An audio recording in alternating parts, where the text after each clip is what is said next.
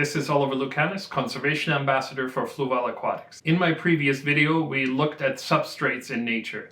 And today I want to look at another aspect that makes an aquarium look more natural, the background color of the water. When people first start to keep fish, they tend to go with the obvious color of blue, because blue is the color we associate with water.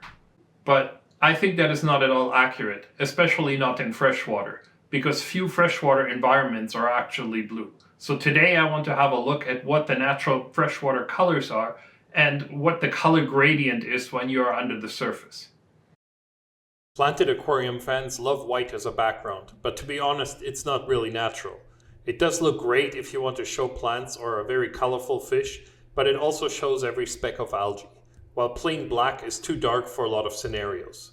Shy fish such as these wild angelfish do like their aquarium darker. First off, let's remember that in a natural environment the color is never solid, because light comes from the top and the debris in the water means less and less light makes it to the bottom. A natural background should have the gradient that makes water near the surface lighter and brighter and darker towards the bottom. This sort of blue water we see in nature occurs in very few natural freshwater environments. Water absorbs red, and the more water you look at without debris, the more blue it will appear. It is just not that common in freshwater because silt and tannins change the water color.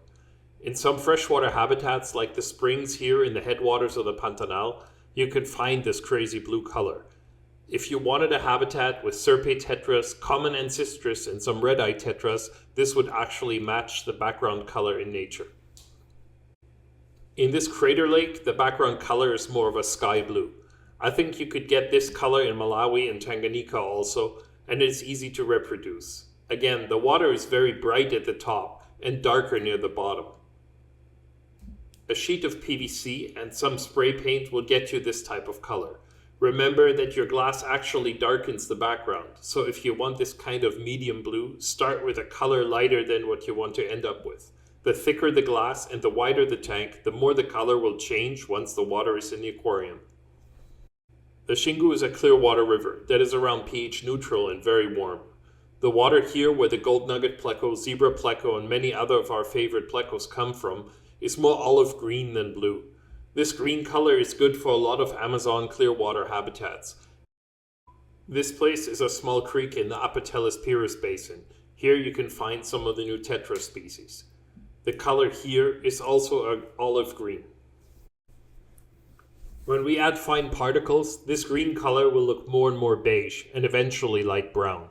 I find that for Amazon lowland fish like discus or heros, geophagus, and other cichlids, the gradient from light green to beige or darker brown looks most natural. The large amount of silt in the water determines how brown the background will look, and near the surface it is now almost yellow. What about black water? Well, this is really odd because in nature it often means that we find substrates of white silica sand and then the tea-stained water. Essentially, it looks like pouring a cup of black tea into a white bowl. If you are making black water using a supplement or with alder cones or peat, you have to go light on your background. And I found that you would want to go from nearly orange at the top to an oxblood color at the bottom. This kind of environment would be for, say, altum angels, uaru cichlids, or some of the blackwater apistogrammas, gouramis, and bettas.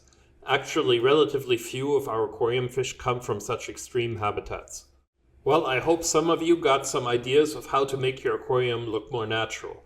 Let us know if you want to see a video of how I use spray paint to get this kind of effect. If you want to have a longer look at how the light and background color in different habitats is structured, check out my channel at Amazon Below Water.